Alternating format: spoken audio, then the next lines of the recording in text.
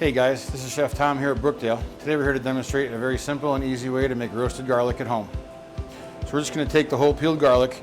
You can buy this in any grocery store. It comes in little containers. You find it the same way you're going to find your produce. So just going to pour some of that in, say maybe a cup or two depending on how often you want to use it.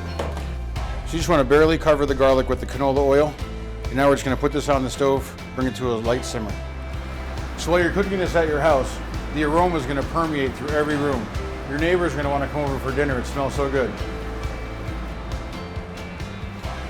So here you see I have our finished product. Our garlic is nice and golden brown. It's going to be very soft. I'll actually just smash with the spoon. Garlic is so good. I would just take this, put it on some bread, just smash it right into it. Put some cheese, bake this right in the oven, with some fresh basil on the end. Great way to store this at home. Just want to get yourself anywhere Tupperware or a soup container. Just going to put that in.